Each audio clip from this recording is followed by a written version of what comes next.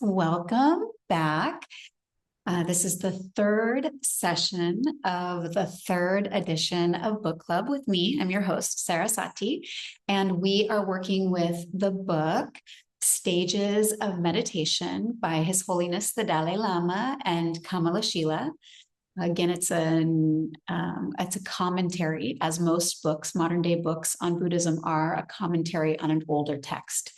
And so we are going through this book. If you're joining for the first time, as we go through a text together, Book Club's really a space where we can study that text closely and then begin to integrate the wisdom of that text into our lives. So it's really important that we're working with practical texts that we can apply immediately to either improve our existing meditation practice, even better, to improve our existing life. And if we don't have a meditation practice, to understand more about the process of meditation and what is so important about it, and how we can apply it in the most accurate way. And that's actually what we're going to be talking about today. Today, we're working through chapters 1 and 2. The focus of these chapters are on the qualities of a practitioner. So we'll talk a little bit about that, a little teaser, and also the idea of conditioned existence. I'm not going to lie, chapter 1 is a chapter that you want to listen to again and again and again to really understand what is being said there. So that's the benefit of having the recordings, I suppose, because it's a heady chapter talking about what does it mean, conditioned existence. And we'll talk a little bit about why these concepts are foundational in our practice, both on our cushion and off. And then we'll move into chapter 2, where we'll touch on how to properly train the mind and what the proper sequence and method is there. So pretty good stuff today. But before we begin, as always, let's start by grounding ourselves. However you are is perfect. But if you'd like to move around a little bit or find a seat that feels more, allowing of you to turn inward, then please do that now. And you can close your eyes, but it's also okay to leave them open. Whichever you choose, rest your vision, relax it, not looking at any one particular thing or trying to focus on anything internally or externally.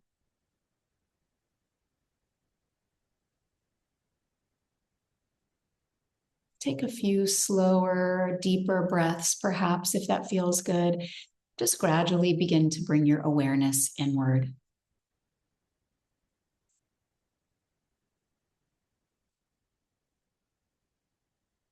And perhaps extending the exhalation slightly. And with each extended exhalation, allowing the mind and the body to settle as much as is possible.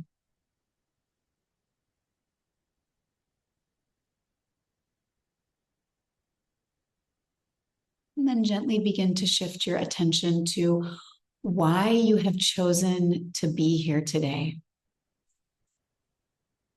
Just take a moment to reflect on what draws you to these teachings.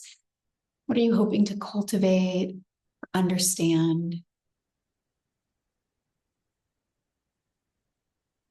And when we ask these internal questions, sometimes we're expecting answers.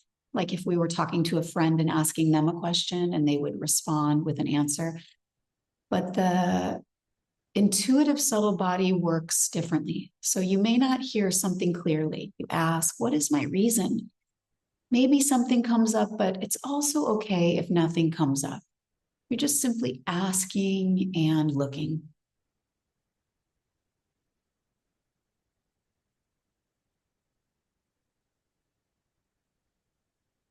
And it may be the case that an intention arises in a way that is beyond verbal, is more a feeling, a felt sense, even perhaps an emotion. And if that happens, just simply let that be with you.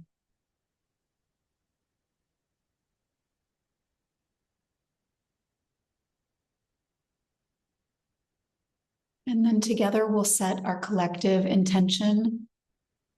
I'm going to read a sentence twice, so if you feel like repeating it with me, go ahead. Saying the words out loud can be helpful in aligning our minds to the task in front of us. May our study and practice today benefit not only ourselves, but all beings.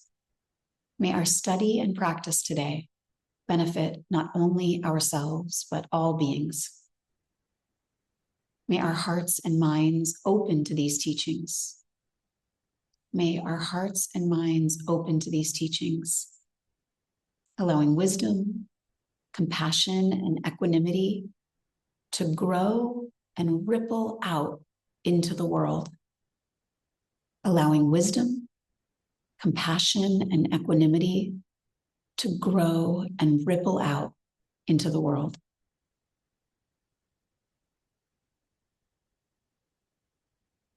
And then however it feels right for you, just take a moment here in silence to commit that intention to your heart.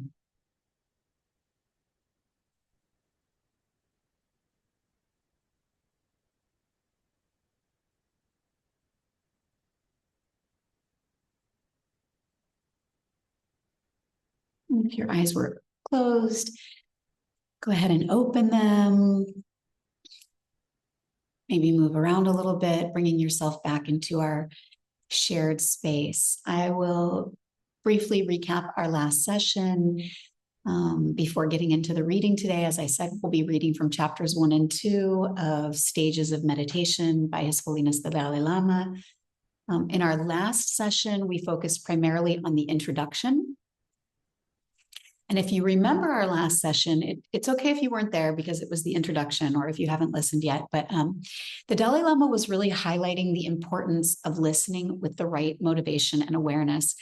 And I just wonder, I'm going to put this question to you, if knowing the Dalai Lama invites us to inspect these 3 flawed ways of listening, and when we hear those 3 flawed ways of listening, I just invite you to explore how they don't just show up when we're listening to an important teaching, but actually we tend to listen to every part of our lives, often in a flawed way.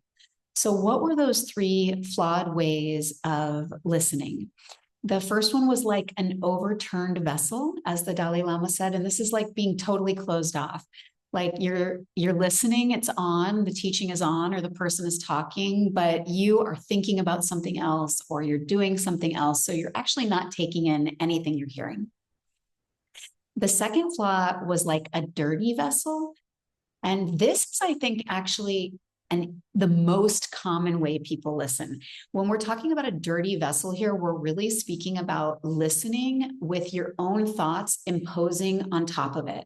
So perhaps you're listening, like if we bring this to a really relevant example to most people's lives, you're listening to a friend or loved one and they're telling you something. Maybe they're giving you feedback that you don't really want to hear. So you're imposing onto that feedback what you already think, or you're already thinking about what you're going to say before they've even finished getting out the words that they had to say.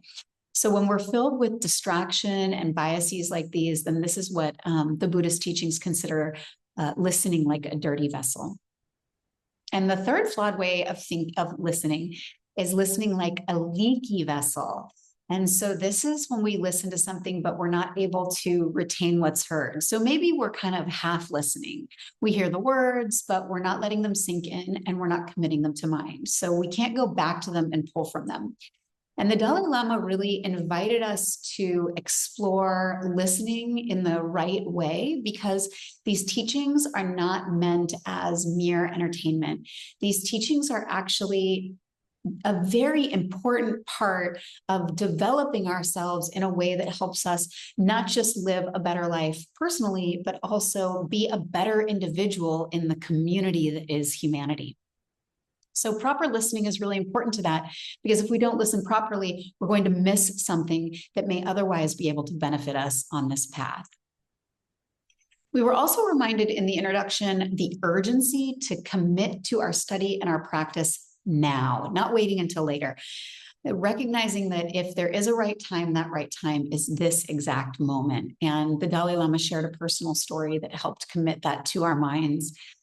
And this context really invites us to approach this text, which is all about a gradual path with patience, presence, and open-hearted engagement. And that's really what is most important. So the third really important thing from the introduction that the Dalai Lama offered us was a proper motivation for listening to this text in particular. And you might not remember, but I'm going to remind you right now, the Dalai Lama invited us to think before we begin to listen to the teachings. Before we begin reading, then we should be thinking to ourselves, I'm going to listen to the intermediate stages of meditation by the great Kamalashila in order to attain supreme Buddhahood for the sake of sentient beings vast as the expanse of space. So we are now, from this moment forward, going to be starting every reading, bringing our mind to this particular motivation. So I know we set our intention at the beginning, and that's important. But now, before I start the reading, we'll bring our minds back to this proper motivation for this particular text.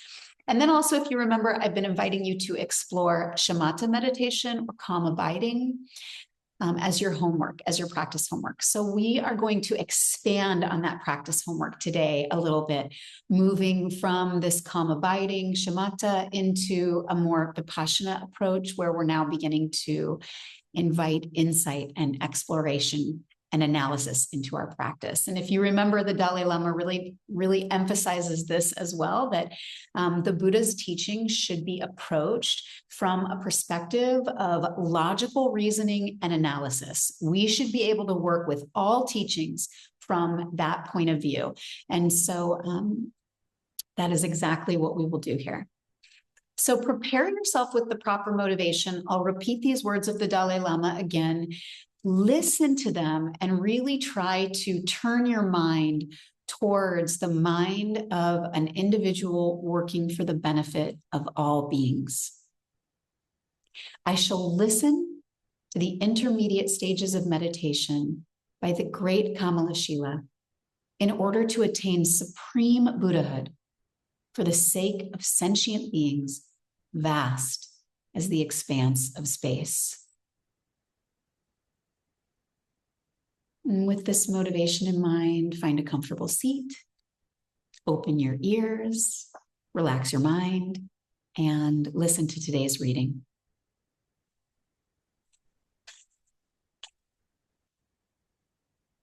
Chapter 1. What is the mind? Kamalashila. It is not possible for omniscience to be produced without causes, because if it were, everything could always be omniscient. If things were produced without reliance on something else, they could exist without constraint. There would be no reason why everything could not be omniscient. Therefore, since all functional things arise only occasionally, they depend strictly on their causes. Omniscience, too, is rare because it does not occur at all times and in all places, and everything cannot become omniscient. Therefore, it definitely depends on causes and conditions. The Dalai Lama's commentary. According to this text, there are two types of existent phenomena: those that exist permanently and those that exist at some times but not at others. What is the implication of this second kind, existing at times but not existing at others? Such a question naturally arises. The implication is that temporary things depend on causes. The fact that certain things are produced at certain times proves the existence of causes. To say that certain things are produced at some times but not at others indicates that they are not independently produced, but rather that they depend on other conditions. Therefore, all those phenomena that are produced at some times but not others depends on causes and conditions, and they are of various types. Causes are of different types, such as substantial cause, direct cause, indirect cause, cause of equal state, concomitant cause, and so forth. Similarly, there are various types of conditions, like objective condition, causal condition, immediate condition, and so forth. So those phenomena that depend on causes and conditions change by nature. They do not abide in one place, and they are not permanent. Conditioned phenomena, in turn, can be classed under three categories: form, consciousness, and neither of the two. Form consists of such aspects as shape, color, and so forth, which can be seen by the eyes and touched by the hands.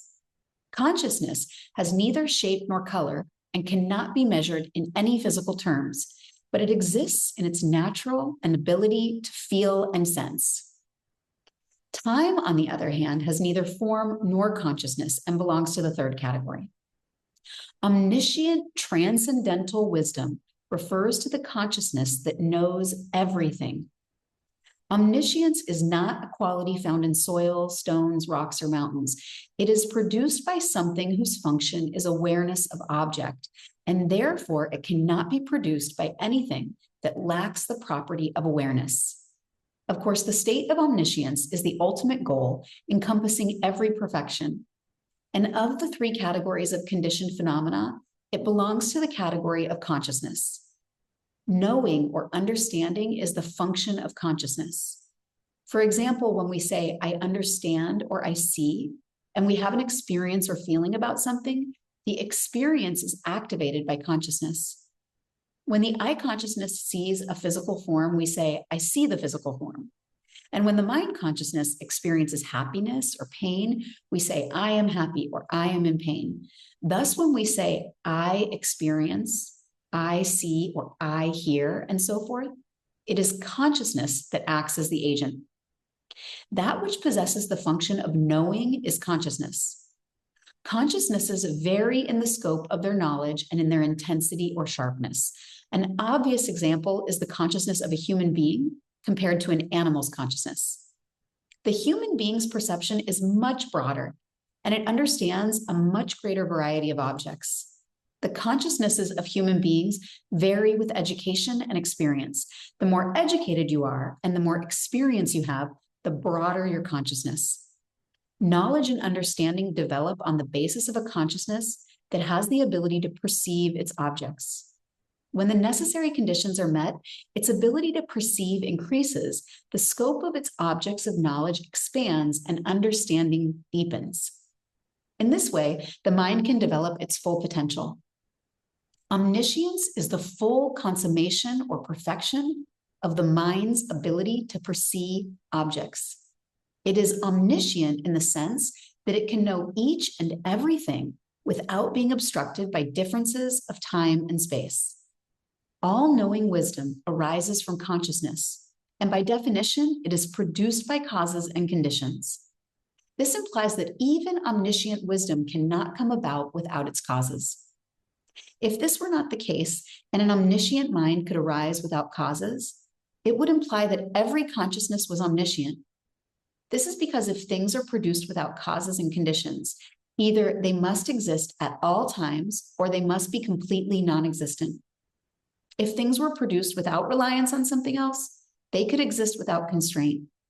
This is to say that if things were produced without depending on other causes and conditions, there is no logical reason why they should be obstructed at any point. Since this is not the case, it is logical that everything cannot be transformed into omniscience. For these reasons, functional phenomena can be produced at certain times and are not produced at other times. At a certain point in time, when favorable conditions come about and adverse conditions are absent, a consciousness can be transformed into omniscience that has the knowledge of all phenomena. Since things are not produced at all times and in all places, the implication is that they depend on causes and conditions. Within the framework of dependence on causes and conditions, those who aspire to the final fruit of omniscience should generate the causes and conditions, the complete and correct causes and conditions.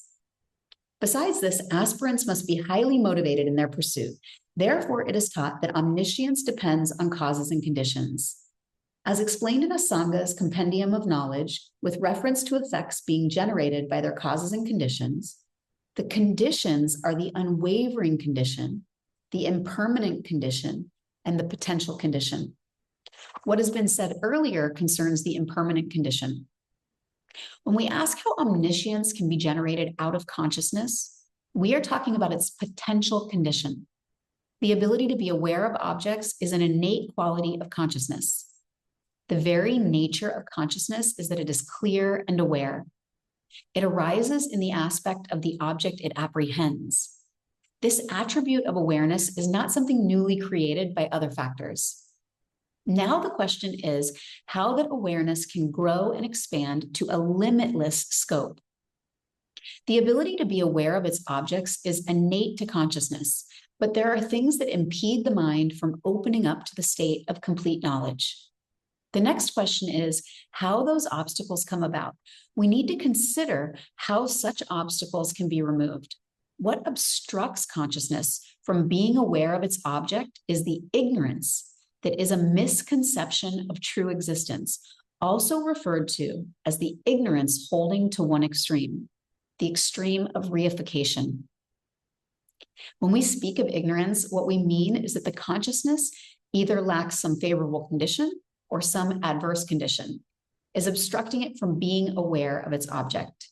Of the many types of ignorance, ignorance that is a misconception of true existence is the root, the power holder, so to speak.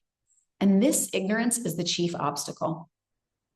We need to come to the conclusion through analysis that this ignorance is something that can be removed and eliminated. The defects of the mind arise primarily due to ignorance and its latent potential. We need to investigate and determine whether ignorance can be separated from the mind and whether ignorance can come to an end. Ignorance in this context is not merely stupidity, but the ignorance that is a misconception of true existence. It is a mind that perversely or wrongly misconceives its object. Therefore, by cultivating an unmistaken understanding as its antidote, we can eliminate it. Both the ignorance that is a misconception of true existence and its antidote depend on causes and conditions. They are alike in that they grow when in contact with favorable conditions and cease to exist when confronted by adverse factors. We may ask, what are the differences between the two? Since the ignorance that is a misconception of true existence is a mind that is wrong with respect to its object, it cannot develop limitlessly. This is because it does not have a valid support. This mind is wrong or perverse in the sense that the way it conceives the object is contrary to the actual way the object exists. The mind perceiving selflessness is an antidote or opponent to this and is not mistaken with respect to its object. That is to say, it is correct with respect to its object, which means that the way it perceives its object conforms to the way the object actually exists. Because it is not a wrong perception, it has a valid basis of support. It was earlier stated that the ignorance that is a misconception of true existence could be brought to an end. This is because the ignorant mind does not have the support of being a valid cognition. On the other hand, the mind that perceives the selfless nature of an object does have the support of being a valid cognition. The ways these two minds perceive objects are in direct contradiction. The mind that perceives the selfless nature of an object is a powerful antidote against that ignorant mind, and therefore the ignorant mind can be overcome. This is analogous to the way in which any aspect of human misery can be reduced. When the appropriate measures are applied to counter it, it is in the nature of things that their potential is reduced when confronted by opposing factors.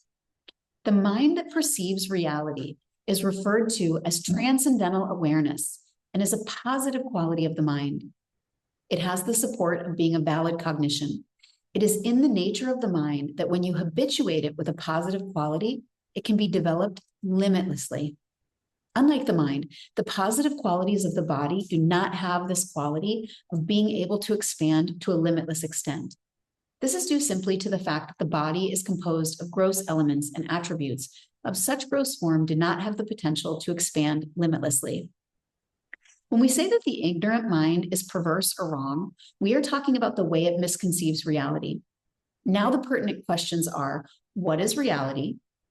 How is this mind mistaken about reality? And in what way does the mind wrongly apprehend reality? Reality or emptiness of true existence is something that can be established logically. There are sound or perfect reasons to prove the emptiness of inherent existence, and we can gain conviction in these reasons. On the other hand, there is no logical way to prove true existence. True existence is what appears to an ordinary, untrained consciousness. But when it comes under logical scrutiny, true existence cannot be found. Even in our everyday life, we often find contradictions between the way certain things appear and their actual mode of existence. That is, the way things actually exist is different from the way they appear to exist. This notion can be illustrated quite simply. In worldly affairs, we talk about somebody being let down or disillusioned. Disillusionment arises due to a discrepancy between the way a situation appears to be and the way it actually is. Let us examine our situation as human beings. Compared to animals, our minds are immensely more powerful. We have the ability to analyze whether there is a reality beyond the level of appearance, whereas animals only deal with what appears to them. This is very clear, just as different people have different mental capacities. When we closely examine them, many of the minds that are generally understood as valid cognizers are also mistaken in a deeper sense. The way phenomena really exist is other than what it appears to such minds. We normally perceive reality or emptiness as existing differently from the way it actually arises. Our perception of impermanent things, like mountain ranges and houses, does not conform to their actual mode of existence. Some of these things have existed for many centuries, even thousands of years, and our minds perceive them in just that way, as lasting and permanent, impervious to momentary change. Yet when we examine these objects on an atomic level, they disintegrate every moment. They undergo momentary change. Science also describes a similar pattern of change. These objects appear solid, stable, and lasting, but in their true nature, they constantly change, not keeping still for even a moment. Chapter 2, Training the Mind. It is essential to study and acquire an education. Training the mind is a process of familiarization. In the Buddhist context, familiarization or meditation refers to the positive transformation of the mind, that is, to the elimination of its defective qualities and the improvement of its positive qualities. Through meditation, we can train our minds in such a way that negative qualities are abandoned and positive qualities are generated and enhanced. In general, we talk about two types of meditation, analytical and single-pointed.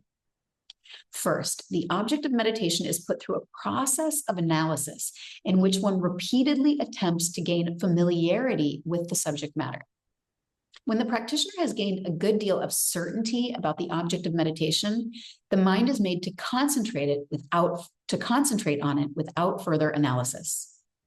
The combination of analytical and concentrative meditation is an effective technique to familiarize the mind with the object of meditation and thus helps to train the mind properly. We must recognize the importance of training the mind. It arises from the fundamental fact that each and every one of us innately desires happiness and does not want misery. These are natural human characteristics. They don't have to be created. This desire is not wrong. The question is, how do we achieve these objectives of realizing happiness and relinquishing misery? The basic purpose of education, for instance, is to gain happiness and avoid misery. Individuals struggle through the process of education so that they can enjoy a successful and meaningful life. With education, we can increase happiness and reduce misery. Education takes various forms. Nevertheless, all of them are essentially intended to help train and shape the mind. The mind has power over the body and speech, and therefore any training of body and speech must begin with the mind. Put in another way, for any physical or verbal training to take place, there must first be a motivation. The mind sees the advantages of such training and generates interest in it. The purpose of training the mind the purpose of training the mind is to make our lives worthwhile.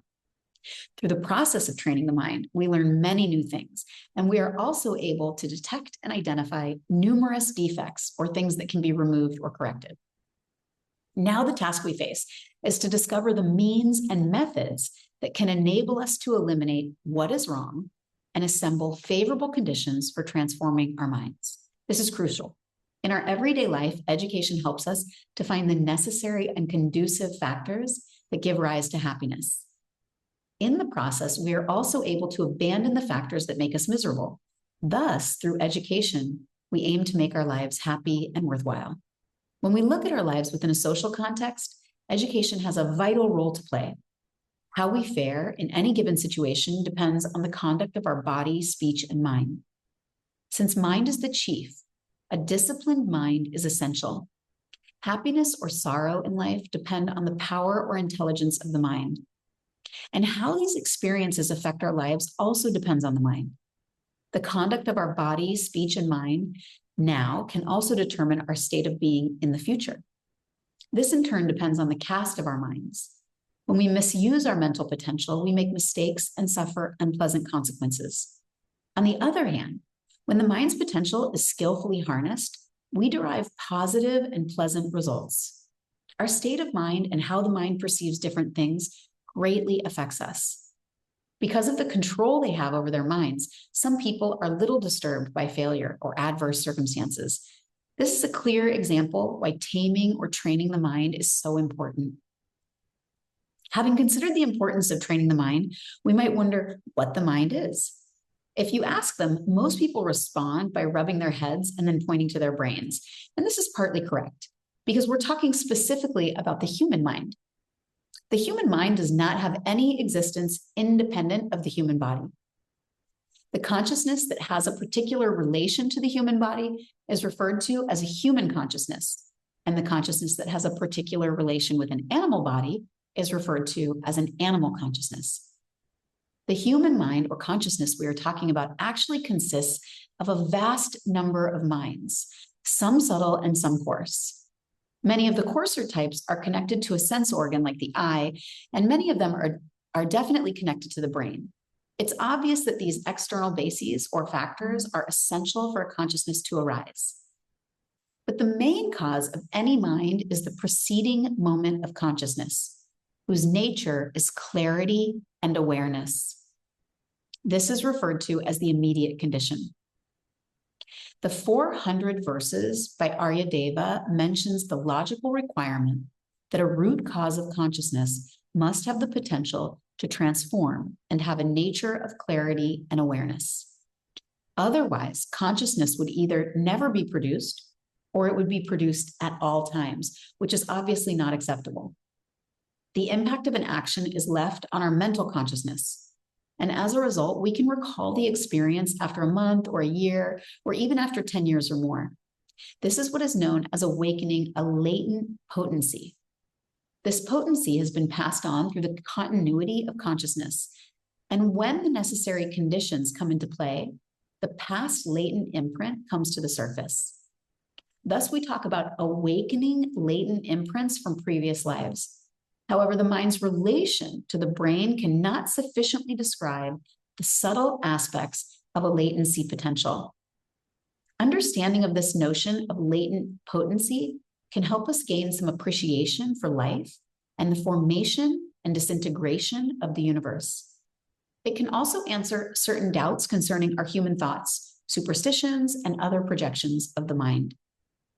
Buddhist philosophy very clearly describes the guidelines and the methods by which it is possible to obtain an omniscient mind, the highest quality of mind, representing the full consummation of its potential and power. In order to realize the final fruit of omniscient mind, we need to train in its complete and correct causes. We must also ensure that we maintain the proper sequence of training.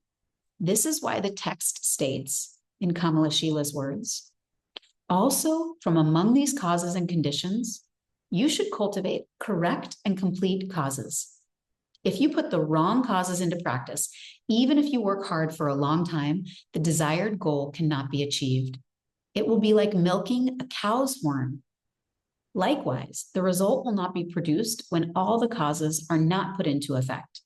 For example, if the seed or any other cause is missing, then the result or sprout, a sprout and so forth, will not be produced. Therefore, those who desire a particular result should cultivate its complete and unmistaken causes and conditions. The Dalai Lama. Besides assembling complete and correct causes, it is essential to train in the right sequence of causes for the mind to expand and become omniscient. For example, in order to prepare a delicious meal, the mere collection of all the necessary ingredients is not enough. We need to know how to assemble the different ingredients, like oil, spices, and so forth, in order to achieve the desired flavor. Kamalashila. If you ask, what are the causes and conditions of the final fruit of omniscience? I, who am like a blind man, may not be in a position to explain by myself.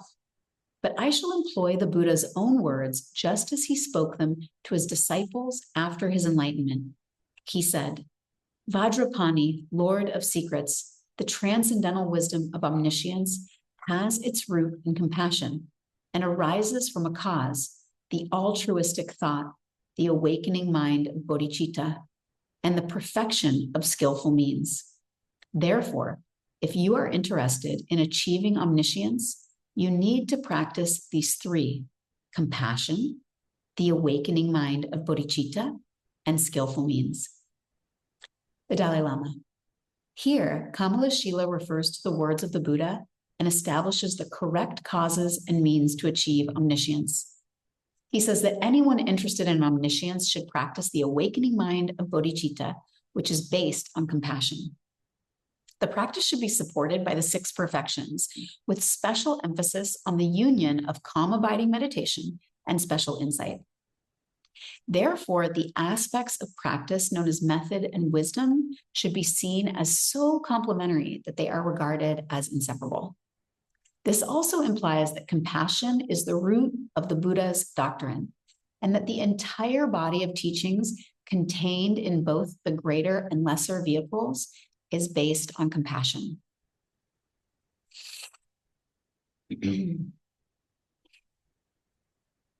Okay. So you can let that sink in. Sink in. Maybe you are farther along than me. That's quite likely. I would not be surprised. And if yes, then maybe immediately you're understanding everything that's coming out of these chapters. But it could also be the case that, like me, the first time you hear these words, you're wondering, what is being talked about here? So I want to take a closer look, and that's why we do these book clubs. That's why I do these book clubs, is because I want us to take a closer look at these and really start to pick apart what is the most important about these chapters. What are the most important pieces we should be extracting, and how are they applicable to our lives now? Chapter 1 is really, it talks about the qualities of a good practitioner. So you have to have diligence, compassion, and wisdom. But the heart of this chapter is really the exploration of conditioned existence. And this is a very important concept for us to understand. It's the idea that everything is temporary. Everything in our lives arises based on specific causes and conditions. And that's what the Dalai Lama says. Anything that is temporary must be based on causes and conditions, because only certain events bring it to existence. So nothing exists independently, permanently, or singularly. And I'm going to be returning to these 3, I think, quite often throughout this book club.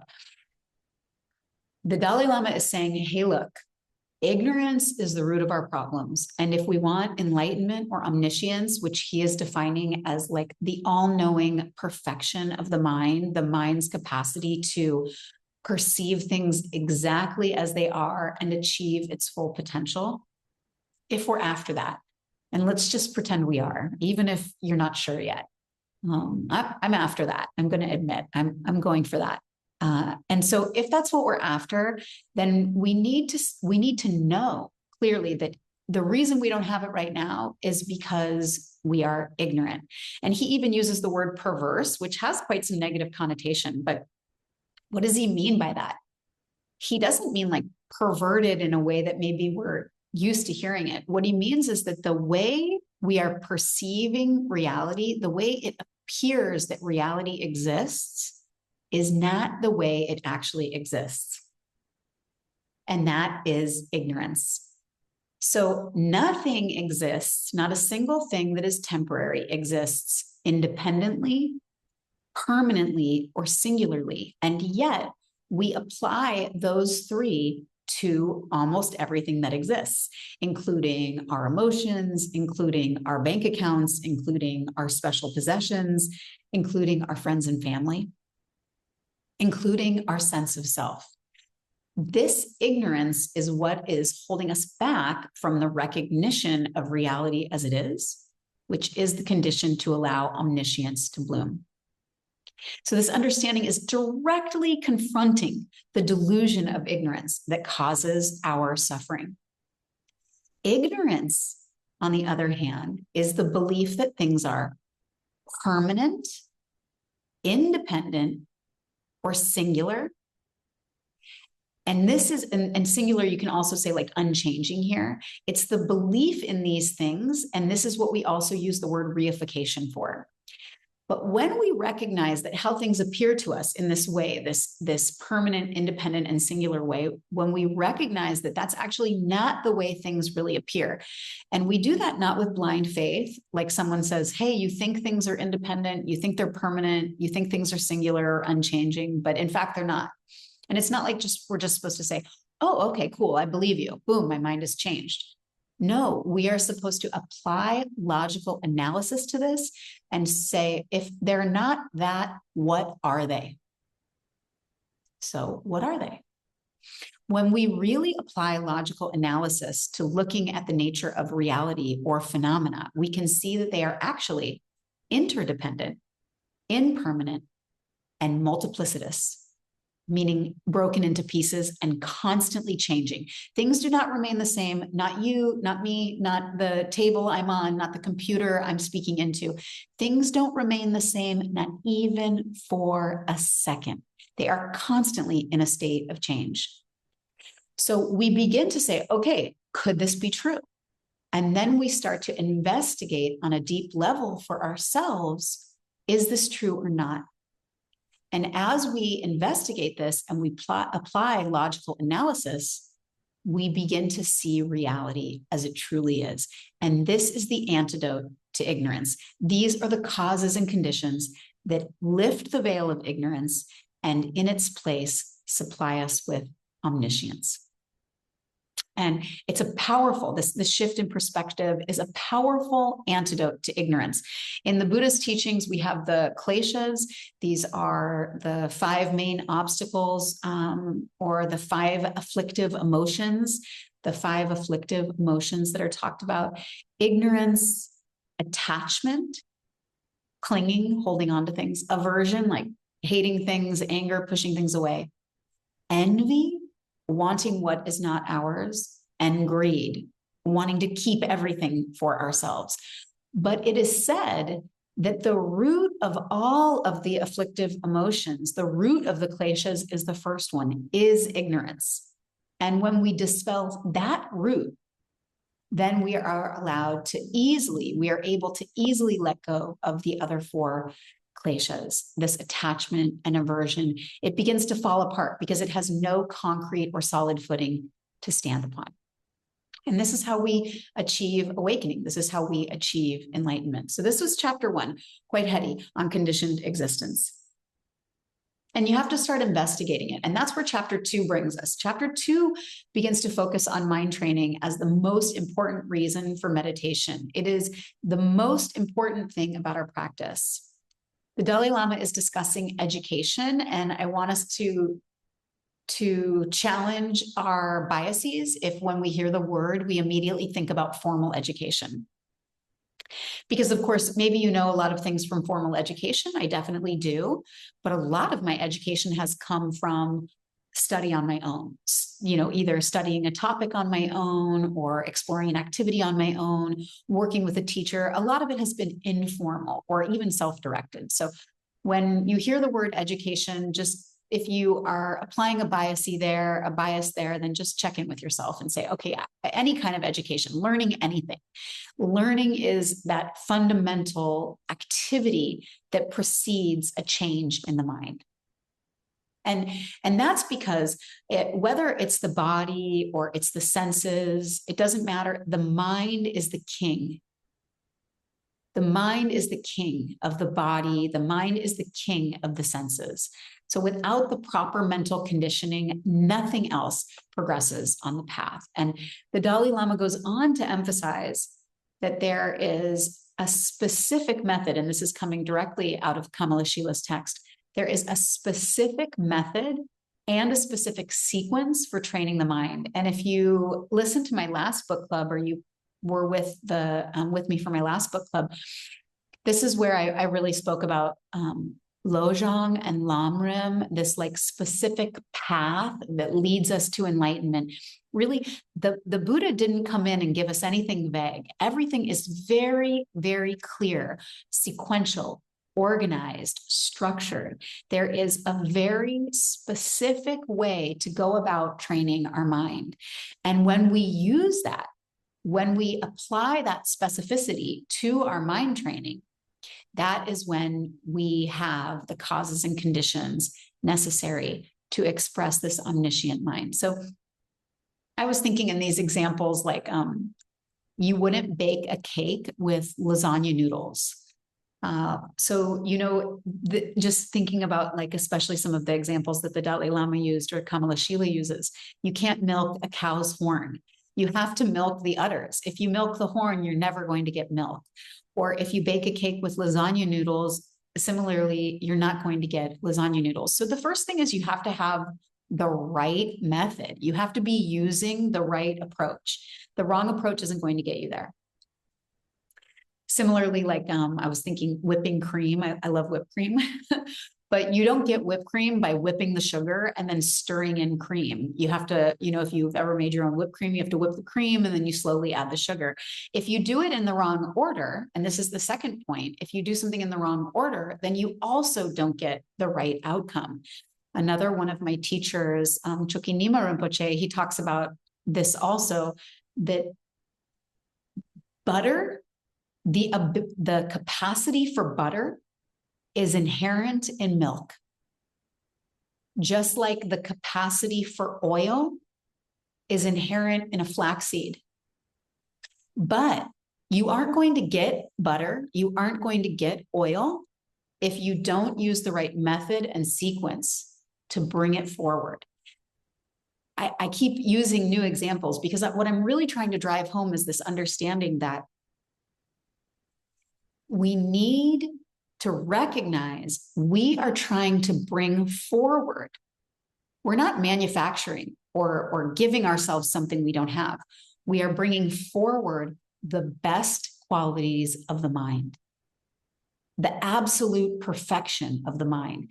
And we are eliminating the delusion of the mind, the klesha mind, the mind of ignorance. We are eliminating that and we are replacing it with what is actually there underneath. But in order to achieve that, we have to follow the proper method and the proper sequence. And so this is where Kamalashila begins to tell us, well, so what is that? Okay, great. Yeah, and I get it, Sarah. You've said it 1,000 times now. I need a proper method and I need a proper sequence, but what is that? And the Dalai Lama and Kamalashila go on to say the foundation of it all is compassion. First, compassion, right? Then cultivating the awakening of the mind of bodhicitta. What is that? What does that even mean? The altruistic mind, the mind that wants all beings to be free from suffering and to have ultimate happiness. So it's eliminating the self-centered I, the selfish I, the reified I, the belief in me existing independently, permanently, and in an unchanging way. We have to get rid of that, but we don't just get rid of it and then there's nothing there. We replace it with a new idea. And it is in our meditation practice that we explore that new idea and analyze that new idea so that we can gain direct experience with it. That's what we want from the practice. We want a direct experience. It's nothing that I can give you or another teacher can give you. It's something, sometimes I think about like I'm a taxi driver and I'm driving somebody to the mall, but I can't get out and shop for them. It's like a teacher can drive you somewhere. They can bring you to a location, but the actual effort inside the location, that is all you. That is all about you. And so now we know, okay, I'm starting to question, what am I seeing incorrectly? That's really a first avenue of exploration. How am I viewing the world incorrectly? In what ways am I ignorant? Where am I seeing things as permanent where they're actually impermanent? Where am I seeing things as unchanging when they're actually constantly changing? And where am I seeing things as existing independently when in fact every phenomena is existing interdependently? And we start to ask those questions to ourselves, and we start to explore them throughout our day-to-day experience. And we can go even deeper than that, and we can start to say, how does looking at the world in this ignorant way, as though things are permanent, independent, and singular or unchanging, how is that actually creating problems? How is that causing me suffering? Maybe you can imagine a time in your life, and if not now, perhaps as a younger person, where something happened. Like specifically the first example that comes to my mind is somebody broke up with me, like a boyfriend would break up with me or something. And how devastated I could be just as a child, like, or a young girl, how totally devastated. What was the root cause of the devastation? Well, an ignorant mind might say it was my boyfriend breaking up with me. That was why I'm devastated, because my boyfriend broke up with me. But let's dig in. Let's dig deeper than that. The root cause of the devastation was believing that things are permanent, independent, and unchanging.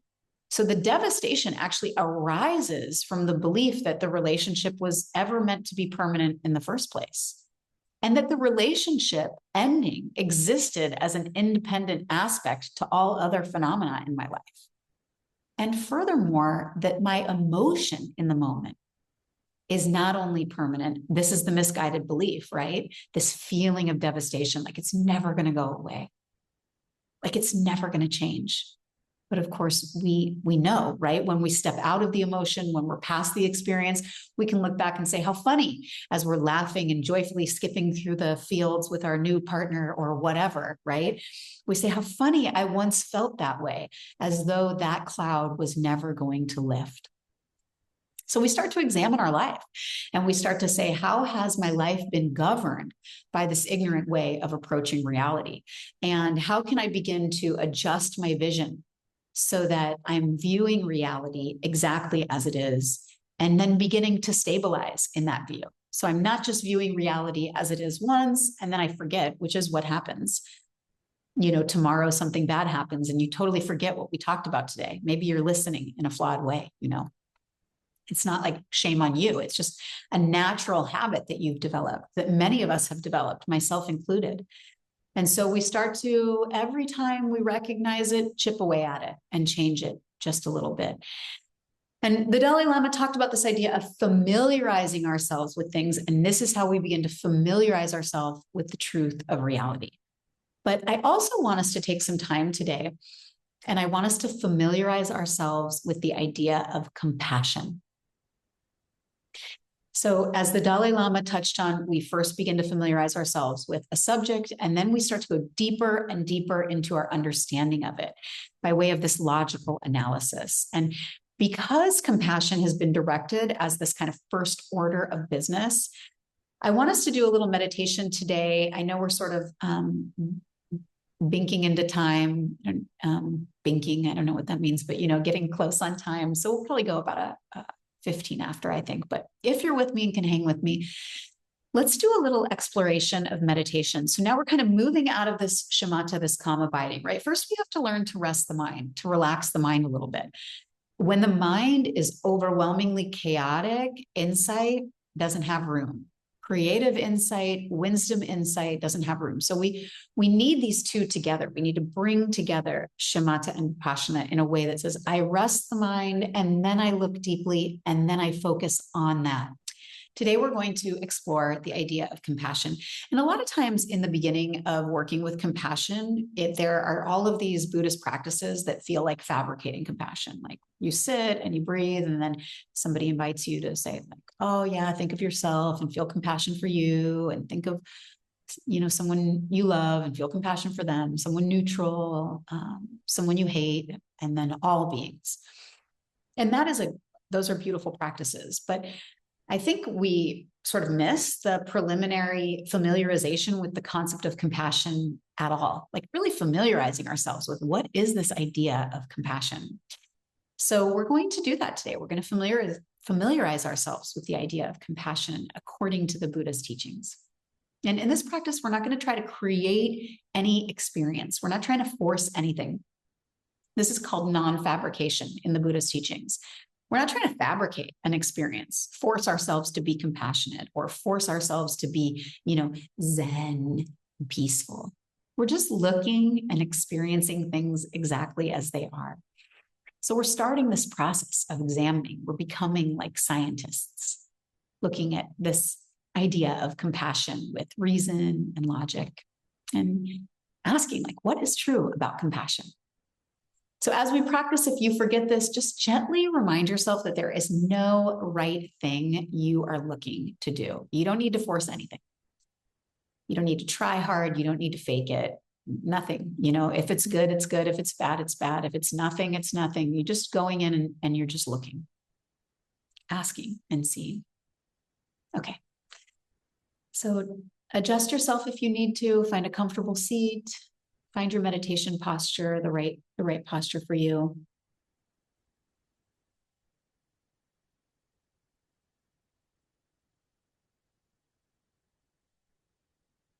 And bring your attention to your breath for a moment.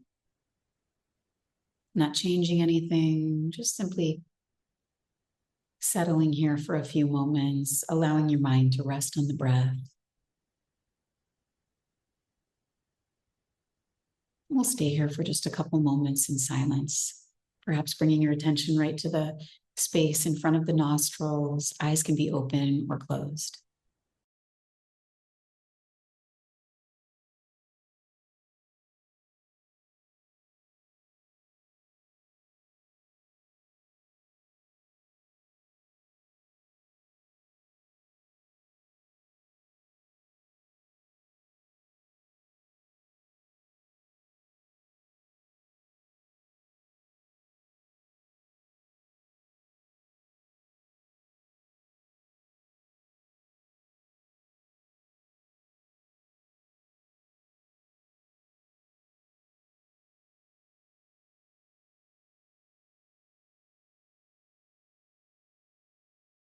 Maybe it feels good to take a deep breath in and even bring the arms up for a moment, and just with an exhale, an audible sound, just let the arms drop and really try to settle into yourself, especially if you're having a difficulty right now settling the mind. Just inhale.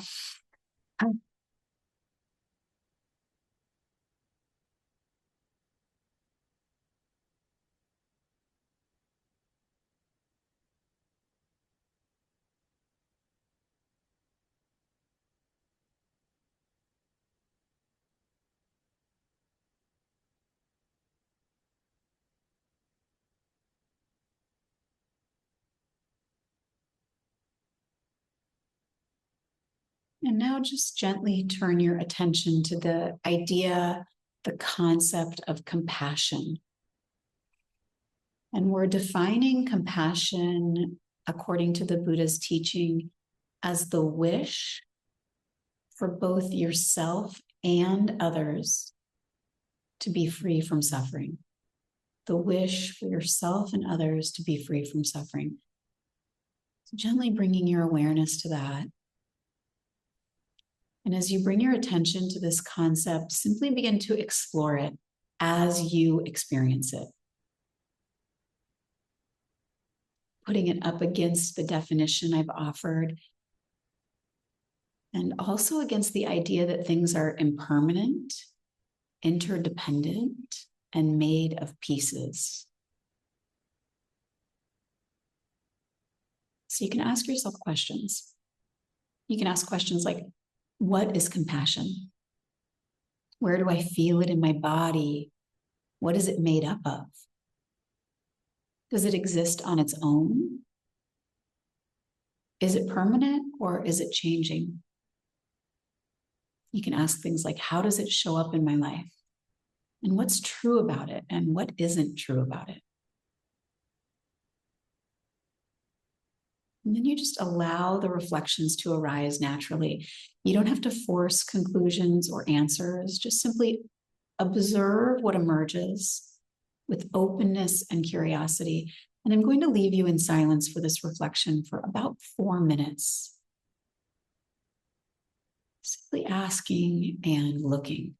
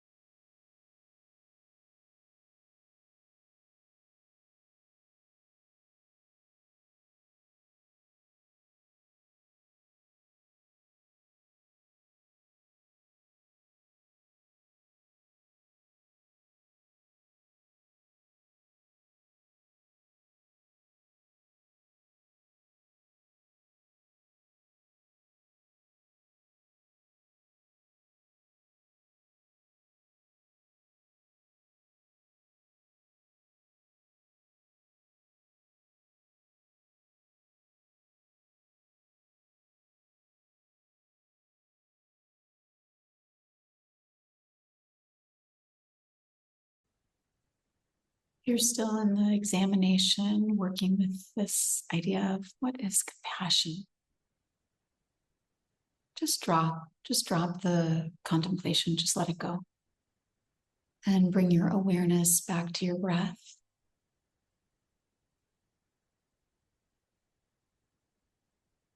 And let the mind loosen.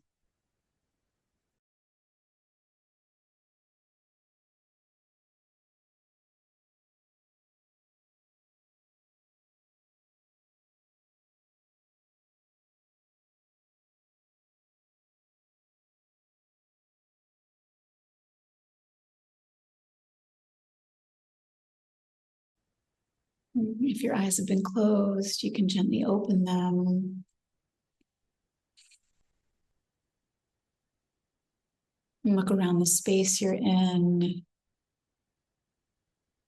Just bringing yourself back to our shared space. Slowly. Gradually. Gradually is the word here.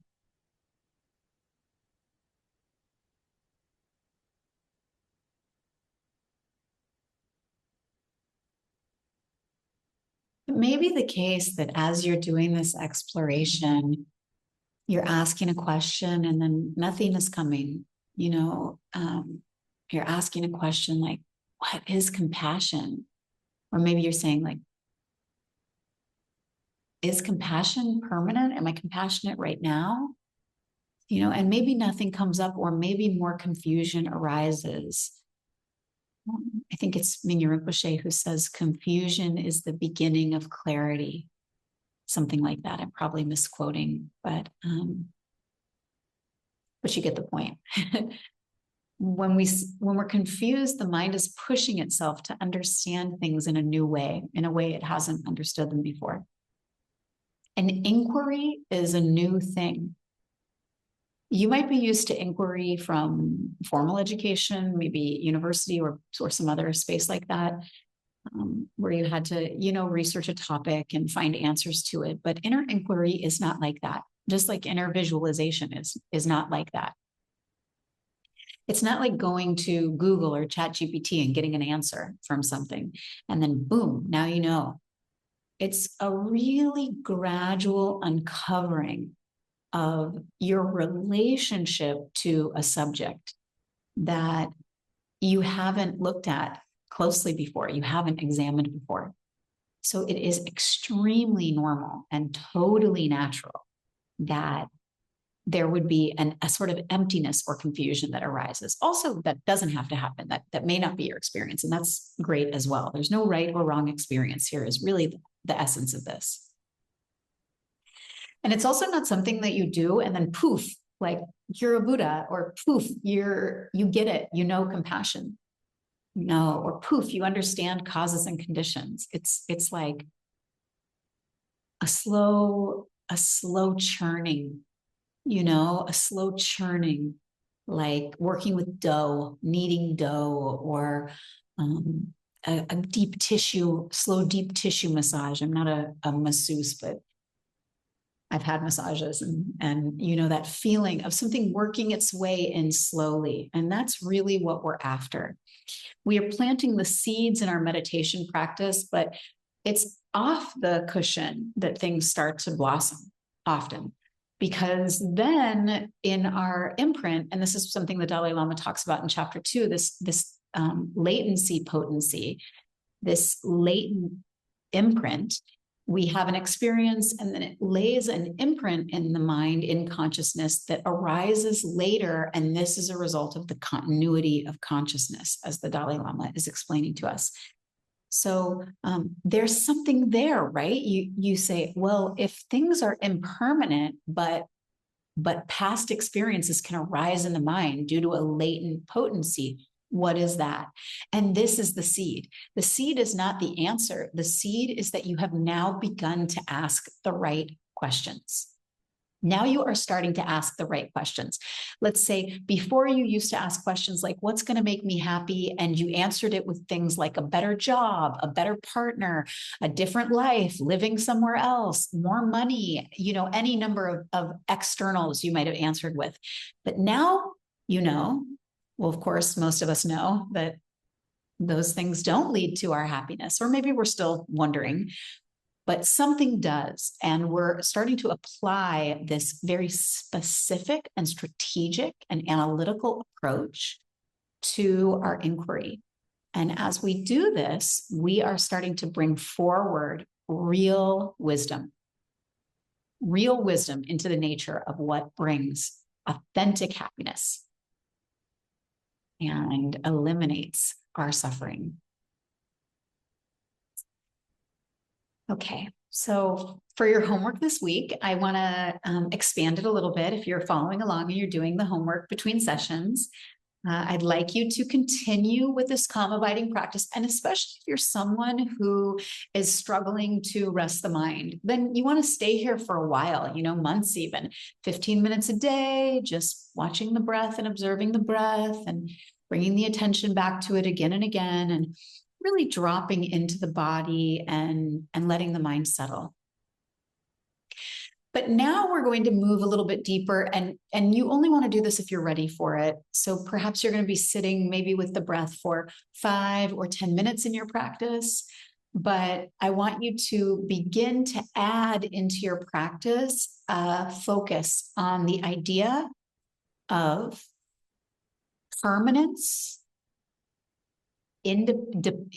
permanence, independence, and singularity, in contrast to impermanence, interdependence, and multiplicity, or change. And so I want you to start to examine these things similarly to how we've been examining compassion. And you can throw compassion into the mix too. Like, where does compassion fit into this? So you want to say, okay, is it permanent or impermanent? Is it independent? Like, does compassion exist all by itself, or does it rely on causes and conditions? Is it unchanging, or is it stable and never changing? Or is it always changing and mercurial? So that's what I want you to do in your practice. And you can really like toggle between you for maybe a little bit, you spend time with the breath, and then you move into inquiry. Maybe the mind starts to feel tight. Maybe even you feel some pressure in the head, and then you move back into rest and relax. And then when you feel ready, you go back and forth. That's no problem. Just little bits. And you find you're distracted. It's no big deal. You just come in and out of places. This actual coming in and out, and this allowing yourself to look and then rest and ask and then rest, this can be actual fuel for this comparison that I'm inviting you to work with, this comparison between permanence and impermanence, interdependence and independence, and multiplicity and singularity, or changing and unchanging. So that is my invitation for you for this homework. And then that's in your practice. So you have a special practice. And then in your day-to-day life, I invite you to start focusing. This is where I really want you to look at compassion. I invite you to start focusing on moments when compassion arises in your life.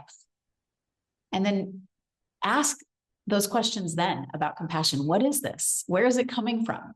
What is it hinging on? What does it feel like? Where does it exist? Is it one place in my body that I feel it, or is it many places? Really investigate it, and just do this in your day-to-day waking life. It doesn't have to be in practice. Maybe in like small interactions you have, or moments where you're caring for someone or something, because perhaps compassion arises when you're caring for a plant or an animal. Or even perhaps it arises when you're reflecting on your own struggles or your own life experience. So that's the homework, 2 parts. One is in your practice, and the other is in your day-to-day life, expanding on shamatha, but only if it's right for you. As I said, only if it's right for you. Starting to compare these. How do these stack up? What am I seeing here that's true? And then in day-to-day life, looking at compassion. How does it appear? What does it feel like? And you can also, sort of as a bonus, apply the experience to the idea that things are impermanent, interdependent, and changing, always changing, made up of pieces. And that is it. We are right at time. So just to honor our time and value you as a human being in your busy, busy life, let's close with a brief dedication. Just once more, turning into yourself and coming back to your motivation.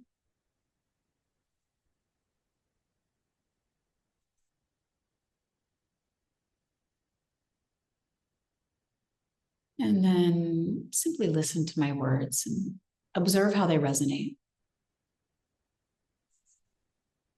May the merit of our study and practice today benefit all beings. May the qualities we cultivate ripple out into the world, bringing peace, compassion, and wisdom to all those we encounter. And may the precious mind of bodhicitta arise where it has not arisen. And where it has arisen, may it not diminish, but increase further and further.